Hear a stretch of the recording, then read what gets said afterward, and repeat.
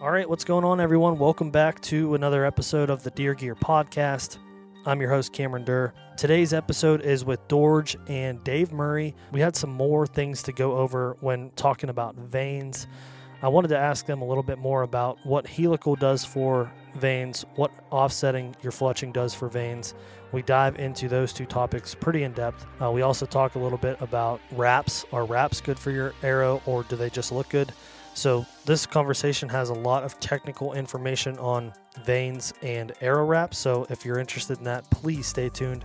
Before we get into the episode, one really quick announcement. For the first time ever, Exodus is accepting a trade-up program or an upgrade program for working or non-working trail cameras. So no matter the brand, working or not, you can trade in that camera and upgrade to an Exodus render for 75% off. So all you have to do is go to the website, exodusoutdoorgear.com, add an Exodus render to your cart, and in checkout, use the code UPGRADE. That's going to save you $75. When we get that order in, we will email you an RMA label, a prepaid shipping label to send your trade-in camera to us. Once we receive that camera, we will then ship out your Exodus render. So if that interests you, make sure you head over to the website. That's good for the whole month of April. We're very excited about this. If you have any more questions, please ask me personally. But with that being said, let's get into today's podcast.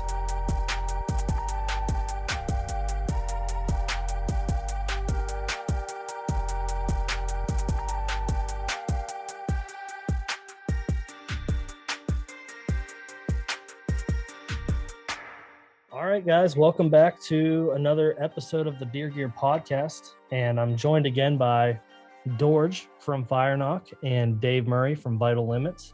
Pleased to have you guys with me here today. How you guys doing? I'm doing fine. How are you? Oh, great. Weather's great. Weather's doing pretty awesome. How about you, Dave?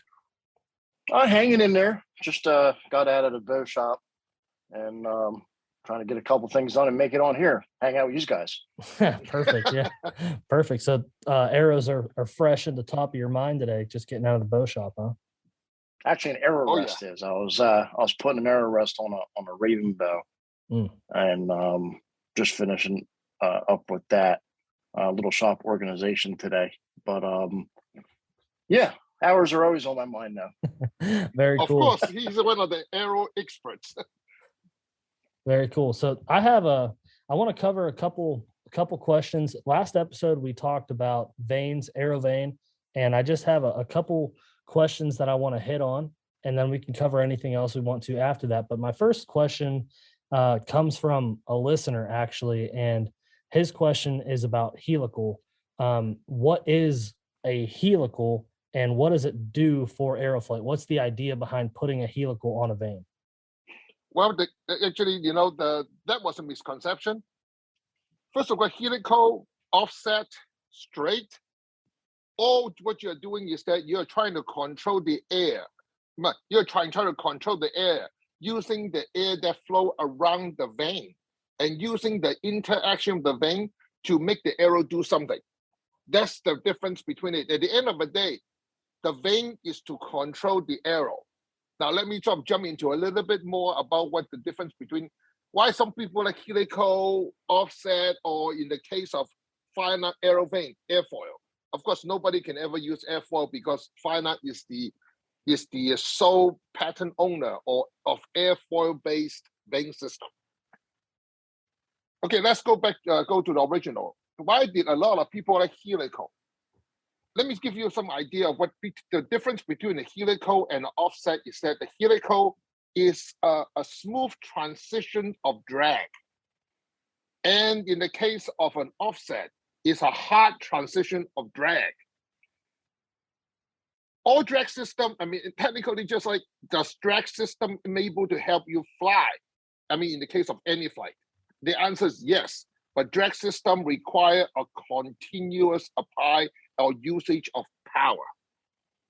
Because a drag is based on action and reaction. That's what pretty much it is. And the case of, say, imagine you got a helical, and a lot of people love helical, including myself.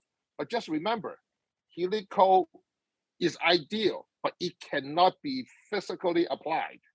And people say, no, I've been using helical for the last 20, 30 years. Let's think through the process with me very shortly.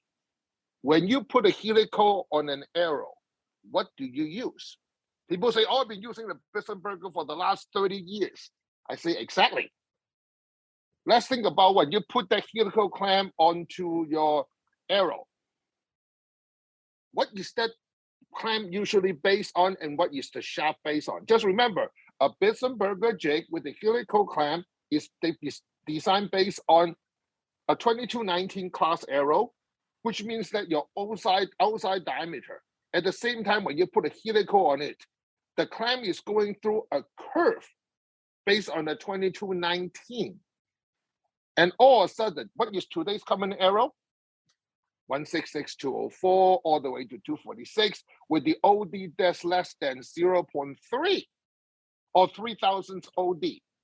You expect yourself to draw an arc of 300 OD, but 350 OD, which is what the 2219 is, onto a shaft that's 200 or lower. In the case of 166, the average OD is about 200.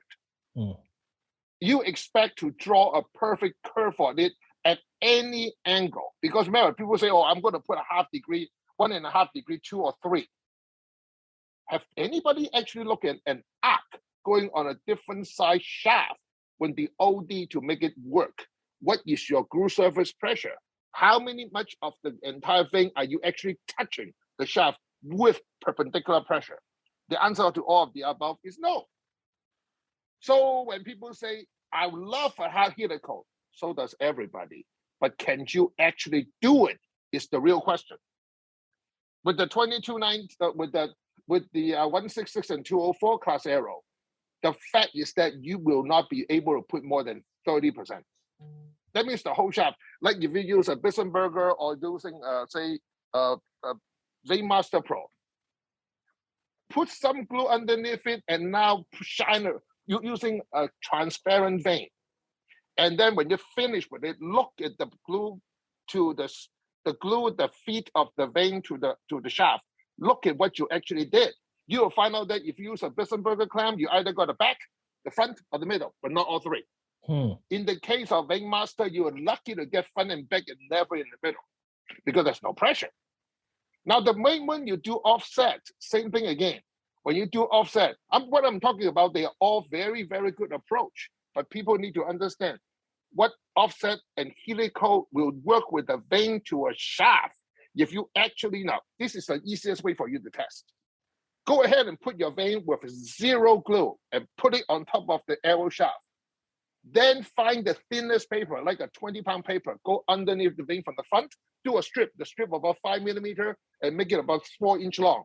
And then put the paper from the front to the back, from the back to the front, and then from the middle out. You'll find out that you get maybe lucky on the 2-inch vane. You may have contact, the actual contact, not more than 3/4 of an inch out of a 2-inch surface. So in other words, you are using a huge amount of glue as mortar to fill the gap. When you fill the gap, that for instance, people start dabbing glue front and back. Okay, all this is about application. The fact is that the helical, theoretically, you will be better than an offset. And then you get the control of the vane through drag. Now let's go I think I skipped this part. As case of offset, the reason offset seems to be better because offset vanes are a little bit more controlled. But remember, the thinner the diameter, the worse the arc, the least you can put on the offset. People say, oh, I'll put a 3.5 degree helical on it, and you can't put a 3.5 degree offset on 204 lower. It's because of the arc effect, because you're drawing an arc over a curved surface. Okay, now what's the difference between helical, offset, and say Firenock airfoil-based systems? The fact is that the helical and also the offset are all based on drag. The moment you pass 270 feet per second, that is based on a common arrow with a 65% let off with the 70-pound draw length based on a 30-inch arrow.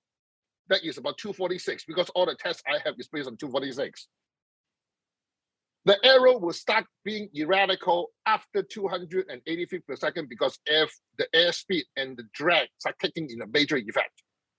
At 315 feet per second, the effect is so much. The only thing you'll get out of that using its offset and helical is fluttering. That means a huge amount of sound.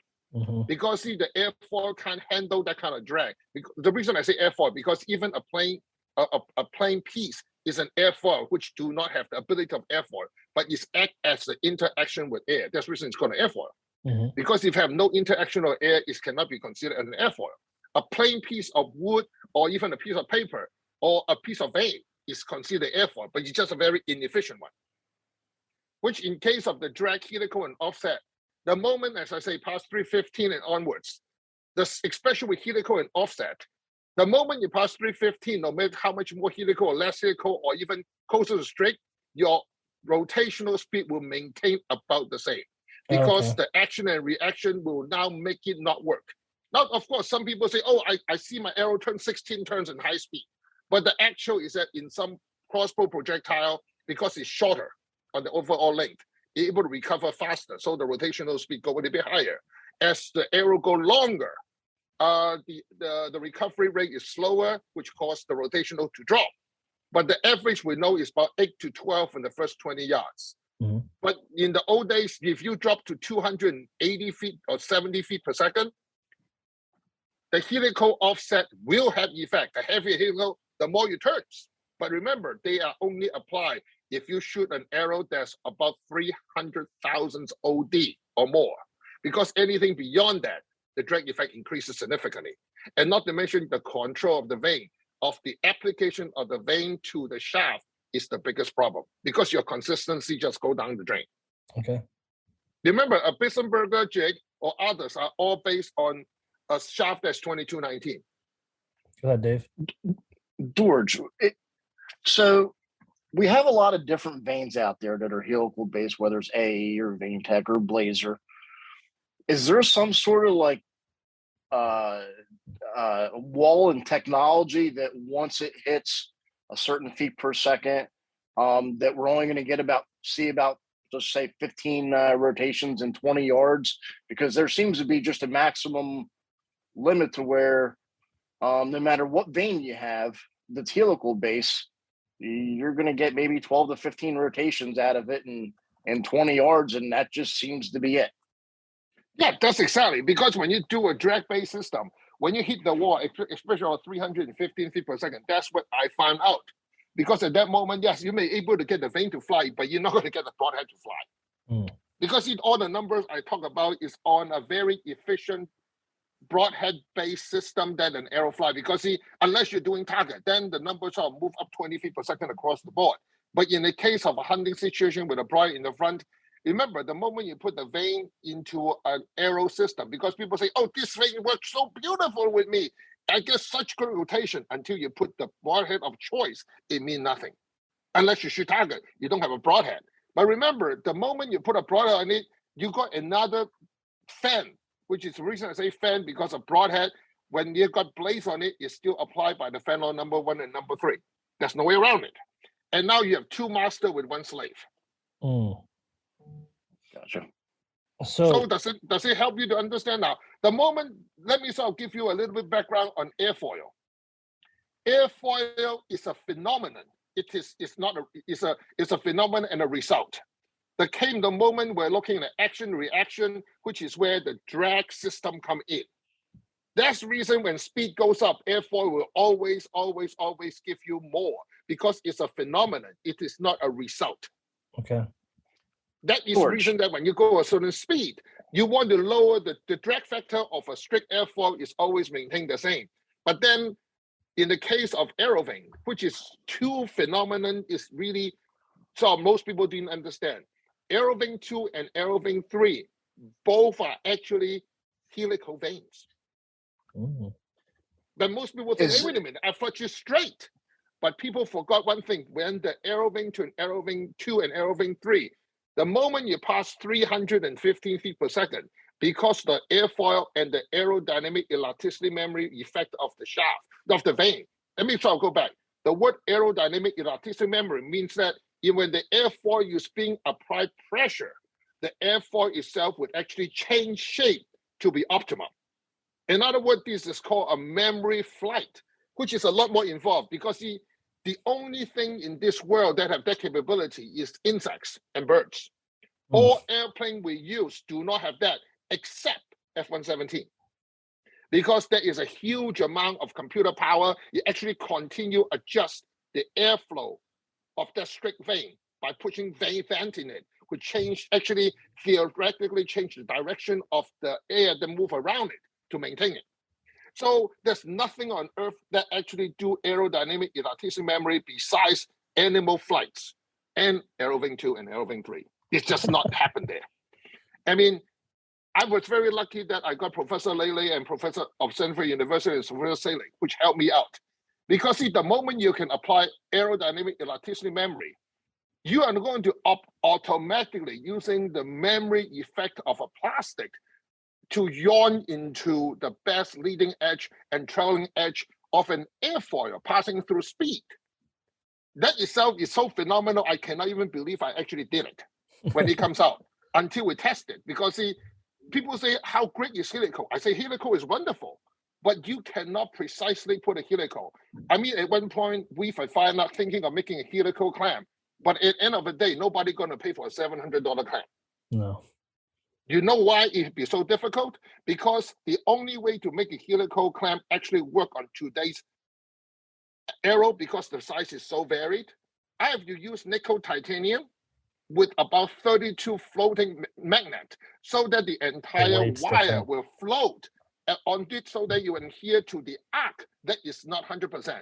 Theoretically, if you want to cover every single arrow, every single offset, you need to make an exact clamp for that arc with the offset you need to make it work perfectly. That's not going to happen.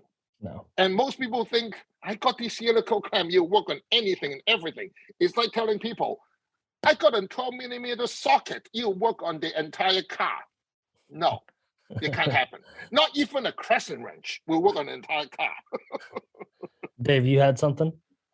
Yeah, when the vane changes shape, like you were saying, what benefits do we see coming from that? You said something about the leading edge, but what's the resulting factor? What's the plus or minus to that? Okay, then we go into airfoil base. I mean, first of all, I'm not an aerodynamic expert. I'm learning from all the experts on this planet. But before that, just like Professor Lele said, go and read these 12 books. I very difficultly read them, but trust me, when I finished reading it, the only thing got a mush in my head. I'm just not that kind of expert, but I will tell you what I learned from it. First of all, you need to learn that when there's about 5 or 6 different ways for airfoil to make sound. Okay. Second, the aspect ratio, which is the shape from the front to the back, from the side to the thickness to the trailing, they all have a certain ratio based on a certain speed. So in other words, every single airfoil is a compromise. Because just like when the airplane with a takeoff, the shape of the airplane wing is different when the airplane wing is flying. I mean, anybody who understands when you want to take off, you notice that it's like you sit next to an airplane wing, the airplane will fully put its down flap at the maximum. What it really want to do is that you want to increase the aspect ratio from the front to the back. Because the airplane wing in today's world, there's only a few planes able to change the leading edge, which is the front part of the vane, which touches the air first to break it open. The moment you use, say, helical and offset blade vanes, remember that is a compromise. You're looking for the best ideal position for the longest flight path of the vane to be optimal. That's pretty much it. Just like in a car. Do you know why a car have a gearbox? It's trying to find the gear ratio to the speed that the car will work most efficiently.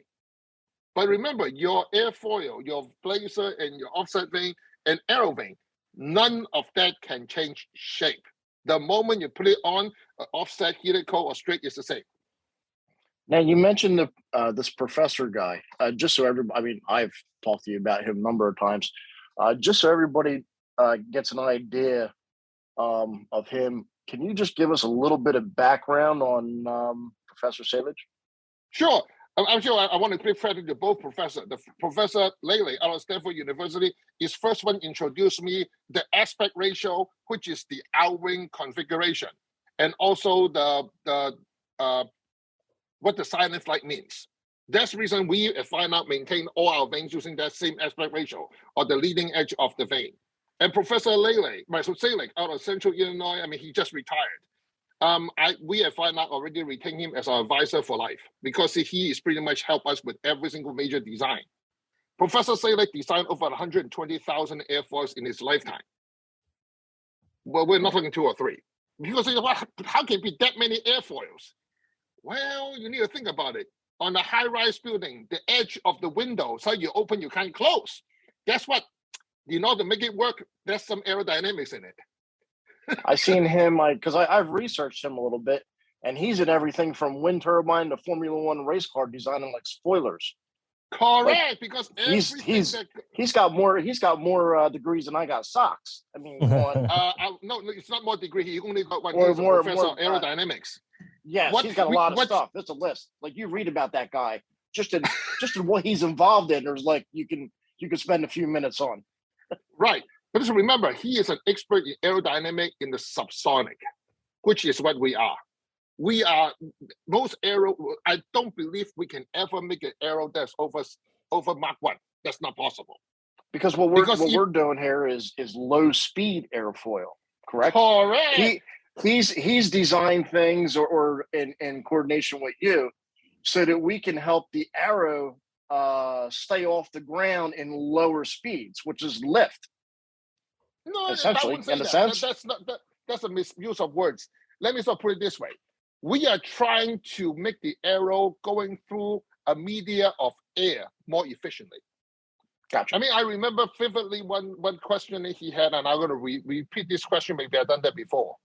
How far can you throw an 8.5 by 11, 20-pound paper? That actually is a trick question. Because you can just throw this paper out in a no air everywhere, just throw it out. Maybe it will glide out and eventually land on about 12 feet from you, 12, 15 feet if you're lucky. Or you can just crush that into a tightest ball you can, and you throw it out. You may reach about 30, 35 feet. But I remember Professor say his buddy in MIT phoned a paper airplane with the same effort. It go over 3.5 football field. What? What's the difference? The mass have not changed. The effort have not changed. What changed is the efficiency of that mass going through air. That's great. That's a great explanation. Yeah, that's pretty incredible. Exactly, because people don't understand. Just put this way, if you put, just like the BMW V10 engine go into, quote unquote, a sports car and go into, say, a seaplane, it's the same engine. It's the same identical engine with same identical power. The car will never fly. Why? It doesn't have the shape to do the job. Yep. At the same time, if the car is not designed correctly, the car will not apply this power because the moment you pass about 75, 80 miles per hour, the car will not touch the ground no more. It will keep on losing power because the wheel will spin. What's the problem? Shape. Because people forgot the moment you hit about 80, 90 miles per hour in the case of a big block, like a car, a truck, an airplane, the airfoil is doing all the work because until you put pressure and friction on the ground, just like I will go back to what I mentioned last time, at Formula One at 170 miles per hour, the engine spent over 72 to 85% of power on drag. Only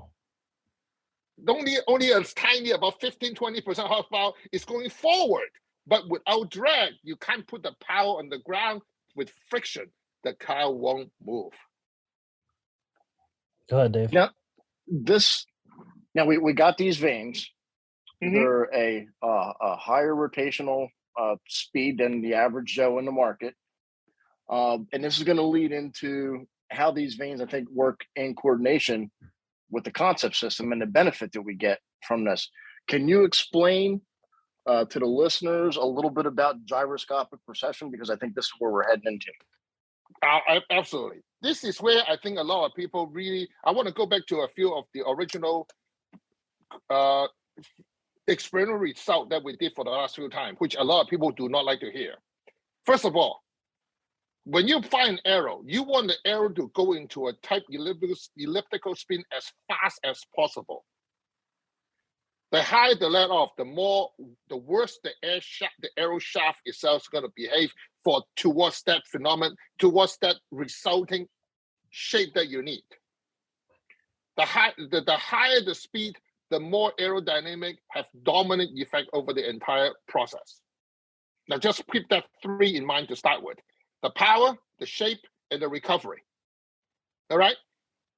The higher the FOC, the longer the arrow, if the spine of the arrow is correct.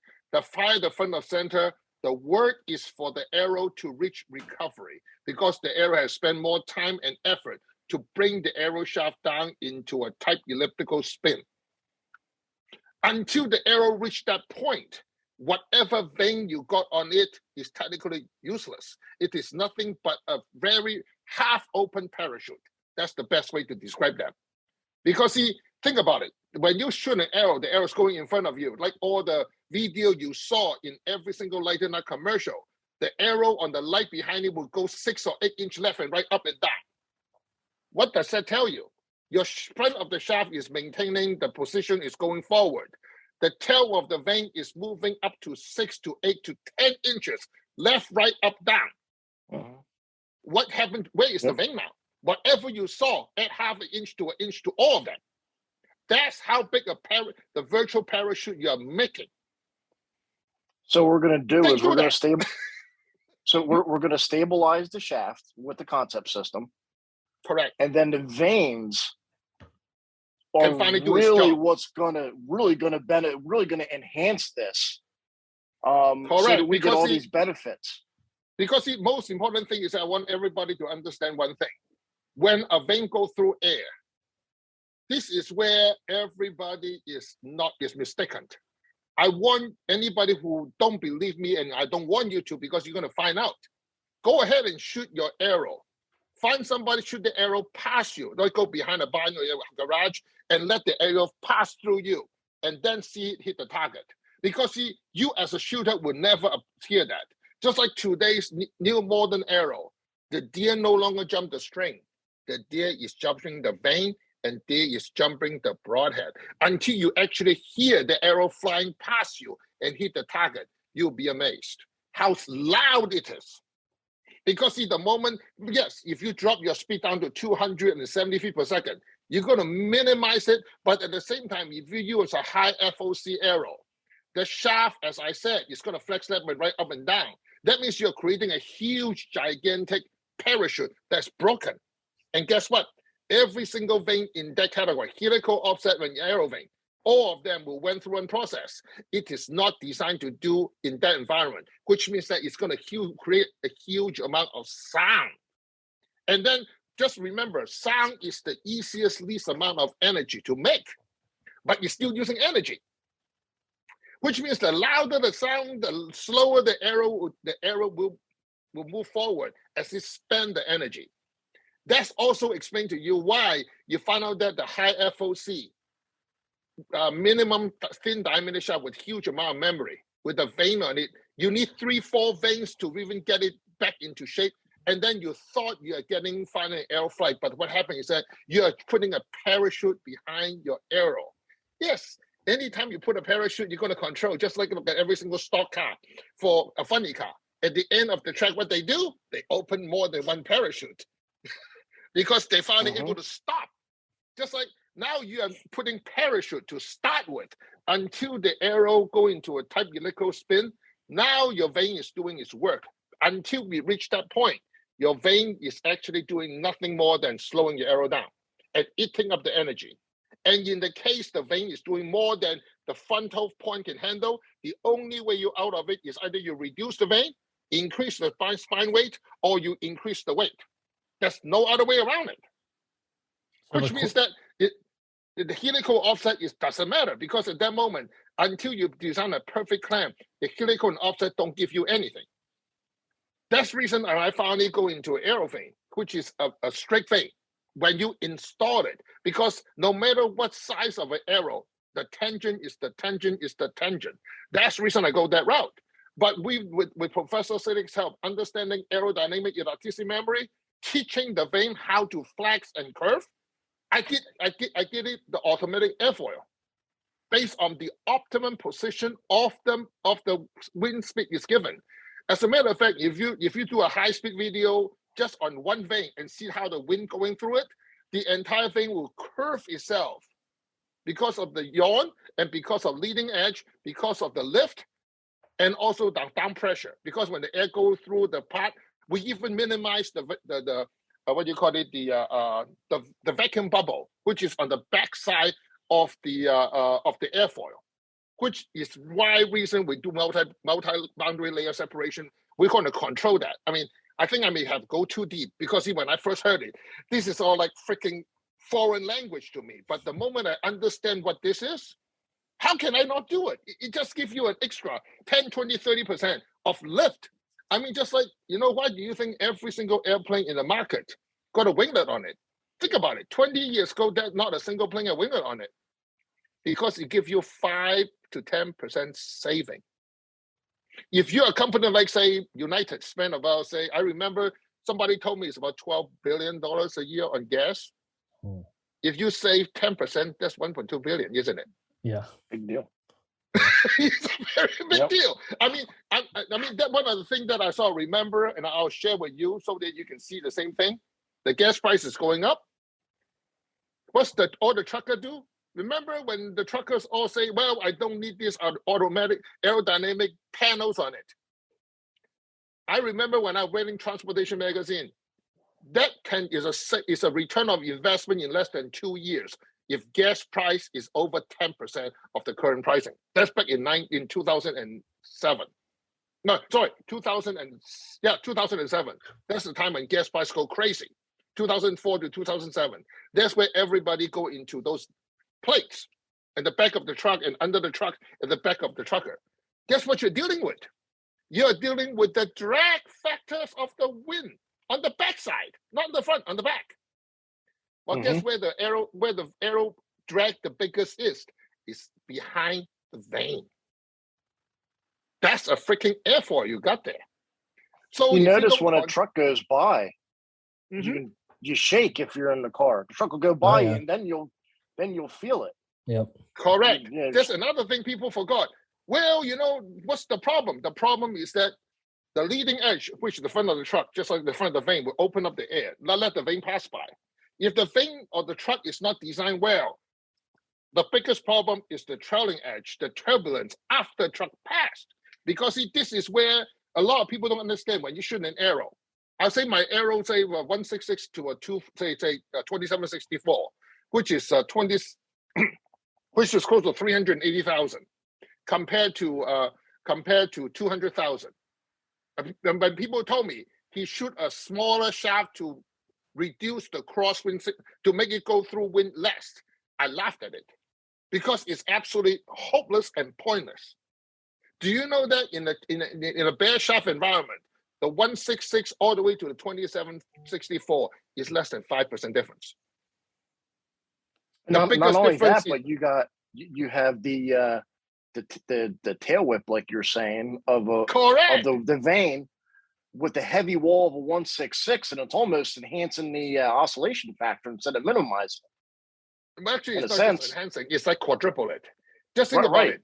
This is the easiest test you can do. Find yourself a large diameter arrow and a small diameter arrow. Make sure they are same weight, because you notice that on the case of a 300 ID shaft with a 166 ID shaft, the weight of them, you can find arrow with the same identical weight and shoot them. You'll find out the 300 size shaft will always shoot flatter over the 166. The moment you got wind, you'll be scared because the 166 at 40 yards, you won't even make the target. While just to be clear, 64 will absolutely just to be clear, it's not that we hate 166 arrows, because Dorge manufactures a 166 arrow. But there's better applications to a 166 to get it to where it needs to go more efficiently. Correct. 166 require a lot more work. Is 166 good? Answer is that the word good is that did 166 have his place? Answer is absolutely. because it depends on what you do and what you want to do and what condition you want to do. If you shoot a 70-pound bow with a 30-inch straw, the 166 required 3 times to 4 times as much effort to work over a 246 or 300. And now we got the concept system for this 166. Of course I do. And just as a question, being as we got that female reverse concept on the 166, is there anything like that you got in mind for 204 shaft? Nope, actually that will not work because we're dealing with, again, we're doing ratios and also size. And most people don't understand size is actually such a big deal. But in the case of arrow shaft diameter, size is your enemy. The smaller the diameter, thicker the wall, the faster, the worse the more the memory, the worse recovery rate, which means that the size of your arrow, just like I mentioned in the case of a slow, even with a normal picture of shooting a lighter knot, imagine if your arrow is flexing 6 to 8 inches from each other, just like the lighter knot you see from the back of a guy. Where is the vane? Right. That means that vane is flip-flopping 6 to 8 inches left and right, or sometimes even up to 12. So that is what you see on the knot. Where is the vane? And what does that mean for and what does that mean for the 001 guys? Exactly. And when you do 001, 003, 008, you're freaking the power end is flapping 6-8 inches. What are you talking here? Right. When you when you say memory, when you're talking about 166, it's a little bit off topic, but I think this is something that needs to be explained. When you say arrows with thicker walls have more memory, what do you mean by memory? Okay, very simple. The thicker the wall, the more it takes to bend it. And then the more you do, remember, action always comes with reaction. The action and reaction effect is what I'm talking about. When you thicker the wall, the more action you have, the more reaction you got. So the action and reaction will go back and forward, back and forward. That is called a memory effect. Okay. The moment you go to a thinner shaft, remember, when you got a thick wall like the 166-204, or even in the case of a 246 like the Carbon Express pile driver, the freaking wall is thick. The moment you got thick wall, what does that mean? It takes energy to bend it. And you also lost the stability principle on two dynamics effect. Because see, when a wall is thick, the wall will not turn over when it flexes. The moment it's not flexes in turning shape, that means you are not using the elasticity effect of a tube. You are forcing a solid tube to bend as is, which means every single bend is a pure consumption of energy. While in the case of an elliptical effect on a thin wall, like larger tube, every single bend, because the ovalizations of the tube is an energy storage and release device. And not to mention, by using energy store and release, the recovery rate is significantly higher. We're talking a 10 to 20% difference in energy consumption. When you're talking about numbers that are not that big to begin with, 10 to 20% could be pretty detrimental. That is also the reason that remember, we go back to the high let off, high FOC again. When you go high let off, that means your power duration. That means how much power you apply to the shaft and the time you apply to the shaft. That increased significantly, which means the arrow will be the shaft is going to bend more and longer. And now you added the memory effect to the shaft. Think about it. You're just sticking a hole deeper and deeper and deeper. Which is funny. Because it's like, if you understand it, why would you be doing this? It's like, okay, we know that if your car don't drive fast, you're able to control it very better. So you put a bigger engine on it, but since you are now driving fast, you now apply brakes. So that you have a bigger engine, gas more, but you apply brakes so you can control it. Wouldn't you better off using a smaller engine and not put on brakes? Yeah. Because now you have gas using, you got brake wear, you got tire wear, everything just come together. And that's exactly what happened in the case of a thin arrow with the high let off. Now, see, remember, the moment the arrow flexes radically, like the initial launch, until the arrow go into a tight elliptical spin, the vanes have no effect on helping the arrow flight. which means that until the arrow go into a tight elliptical spin, then the vane will kick in.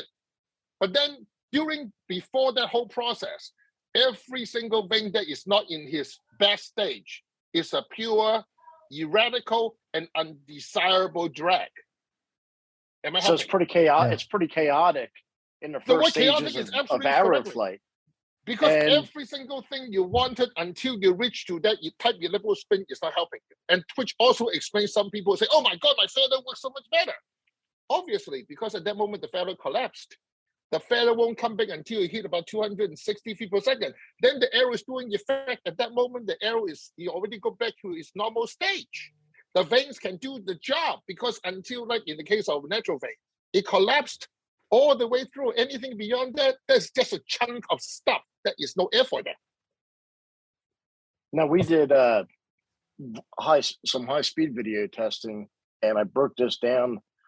I think it it could have been both. Either at like 4,200 frames a second or 6,000 frames a second, which is, to anybody who looks at an iPhone, that is ridiculously slow compared to that. So when we did the high-speed video, we were able to see vane rotation, the arrow rotation, starting on an arrow vane 3, somewhere around a foot stirrup of a squirt bit, which we're talking 4 to 6 inches. Correct. That's two things that's going on. There's two things going on. First of all, you're dealing with a crossbow arrow, which the spine is much higher. Okay, so the arrow is going to type your level spin, say inside the launch cycle. If you look at a normal bow, a reasonable 70-pound, 30-inch straw bow with a 29-inch arrow, the arrow won't even begin to spin until it's 5 feet in front of the bow. Yes, you hear me right. Right. The moment you put a 166 on it, that drag factor is going to wait until about 5 to 10 feet before you see the first vane turning. Because at that moment, imagine your vane is moving 6-10 inches back and forward, up and down. The easiest way to do is get yourself a lighting act, stand behind your arrow, take a picture, because see, this picture will show all of the above. We'll take one long shot, make your f-stop lower, and then make your exposed time longer. You'll see exactly what I mean. There's no denying it because the light won't be 6 inches away from the center if the arrow shaft is not there. If the arrow shaft is there, that means the vane is above that. Left, right, up, that's one of the good things about the lighted Noxes. You know, some guys won't use them for hunting, and I get that. It's not for everybody. But as far as the practice area and to get an idea of what your arrow is doing, the lighted Nox can be a big benefit. Absolutely. I see a lot of people tell me, oh, I'm going to paper tune it.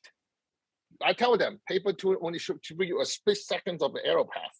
If you put a lighter knot and shoot the lighter knot and see how the arrow behaves, you know exactly whether your spine is right. If the lighter knot just go up and down, you know you got a cam lean. If the lighter knot go left and right, you know you got unless you shoot a Hoyt, which have a huge amount of horizontal knot travel, or then you know that you're talking the bow from left to right. That pretty much tell you everything you need to know. Because at the end of the day, the arrow has to pass through the bow, which is the string through your arrow rest, and then you finally leave the arrow rest from that point onwards. That's the only time you have to control over your bow. After that, it's the shaft, the broadhead, and the vane that control the flight path of the arrow.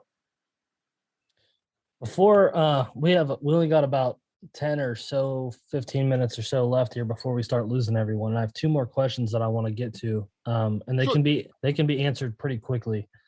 Back on vanes, so back to vanes here. 4-fletch is pretty popular right now. A lot of people doing 4-fletch arrows. What are your feelings? What does a 4-fletch do? Or what are your feelings on 4-fletch, 6-fletch, etc.? Well, anything, the more fletch you do, the more drag you get. What you're doing is try to control. Just like some funny cars. Some of them 1 parachute, some of them 2, some of them 3. Why do you need more fletch? Because you want more control, which means the shaft itself is not able to control it. So you put more parachute on it. So you increase the drag to the point that the arrow will get to go to straightness earlier. Again, 4-fletch is not needed if the spine and the arrow is correct and the recovery rate is high. It's only needed you did. Now on top of that, 4-fletch is the absolute worst when you're dealing with side-to-side wind.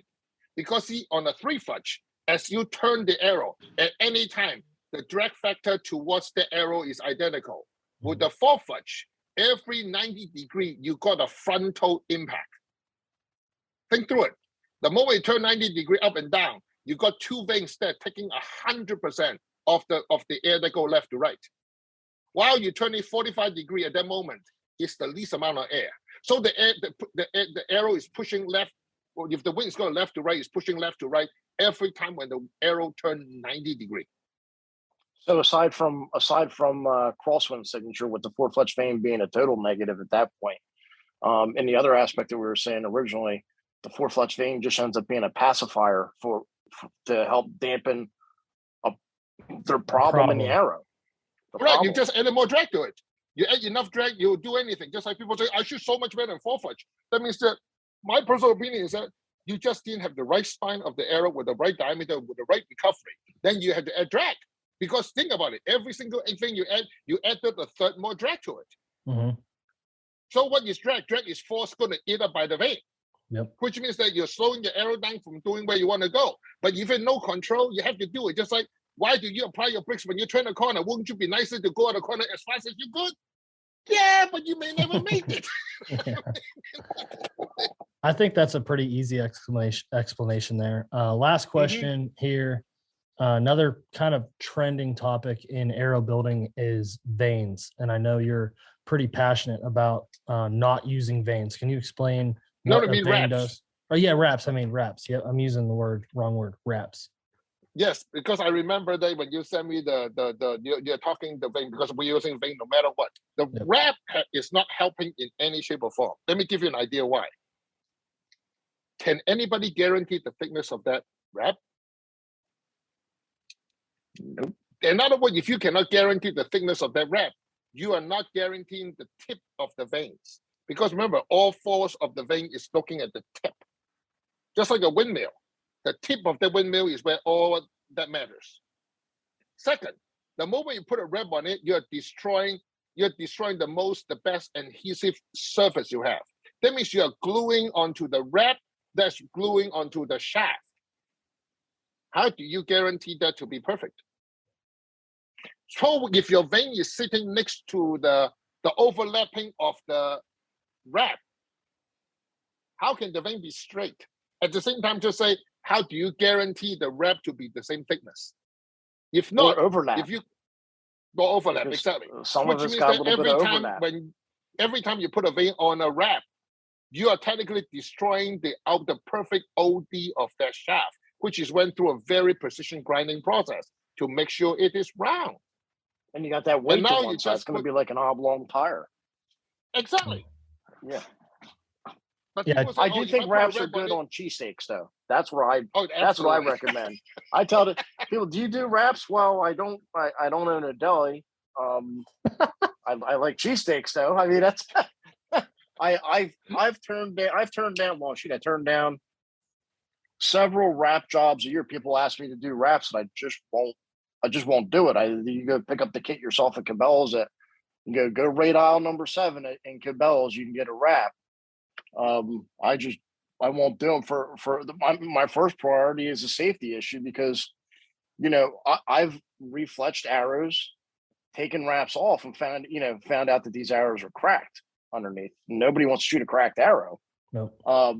So that was a concern for me right off the get go, just for safety. And when I started seeing that, I was just like, I'm not doing wraps.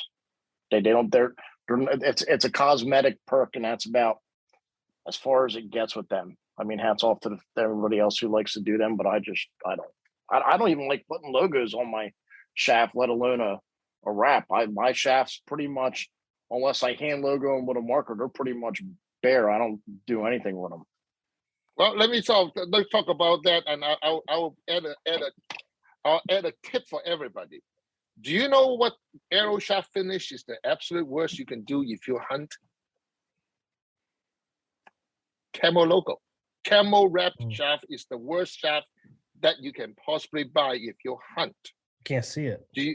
No. It picks up moisture. It picks up moisture, Yes, like exactly. if it's raining. Do you know how camo logo go onto the shaft? It's a paper water transfer. Basically, what happens if you hydrographics, exactly. What happened when you put water on it? It stick to it. As a matter of fact, I remember one time Tim Gillingham out of Goldtip told me, you can pick up about 50 to 90 grain on a 30-inch shaft, 246 on a camel shaft compared to a 20 to 30 grain of water on a plain shaft. Wow. Now I'll give you the final tip, which is the tip I'm going to give you. If you really enjoy hunting and you want the absolute best result of your arrow, don't get a camel-based shaft. Get the plain shaft, and then using acetone to take all the logo off, and then use turtle wax ice paste to buff your shaft. That shaft, the moment you shoot it, every water will shed off it. And yes, after you're using the turtle wax ice paste on the shaft, leave it outside for 3 weeks. That's how long it takes to get rid of the smell. Oh boy. But then you'll find out that your shaft will penetrate better. How come? Because the blood can't stick to it. You go forward faster. Second, when the moment you shoot under rain or snow, you shed the water or the snow faster than anything else, just like your car. Just like imagine you wax your car before the snow season. When the first snow, you just push the snow off. If you do not do that, the snow and ice will stick to the car, just like the snow and ice will stick to any camel-based arrow shaft. And that's now another you wonder thing that how you come you mentioned shoot it. Was that's another thing you mentioned. It's probably a topic for another podcast. But shooting through rain and snow, you're shooting through solid objects. Exactly. Now you need to think about how bad that is, because people don't think rain and snow have anything to do with it. Just like if you put your hand underneath the faucet and there's water going through it, if you can't feel the pressure, I think you need to rethink what you know. Right. Well, guys, I think we'll leave that for another day. Real quickly, people are always anxious to hear what's next. I'm getting some really good feedback from the listeners. They like what you guys are offering, what we're offering. What's next to come for the next podcast? I think broadhead will be a fun subject, because at the end of the day, most people I know the reason to pick up archery is to kill something. Yep. So let's talk about the killing portion. And of course, since we already talked about the insert, the shaft, the vanes, we now talk about how a broadhead actually will make everything invalid or make everything better. It's that big a deal. Because they say at the end of the day, when you shoot an arrow, until you got a broadhead in front of it, you kill something else, it's not going to do much. Sure. Like the trauma hawk with a turkey was, I'll have to send you that video. That was, it died within 10 seconds. It kind of circled around in the spot, and that was it. And everybody's saying, "Oh, get these big 2 or 3 inch turkey lobster heads." I'm like, I'm gonna try this trauma hawk thing and give it a body shot. And I somehow ripped my friend who was a taxidermist at the time, stripped the thing, and he's like, "Where's the femur bone?" I'm like, I don't know. I guess it's somewhere out in the field. Took the femur out. Arrow skipped, hit a tree. We dug the darn arrow out of the tree. Still usable arrow. Touch it up on a stone a little bit, but great. Some cool things. Cool things in broadshead world. Sure. Well, I can't wait to hear more about that. And until next time, we'll talk to you.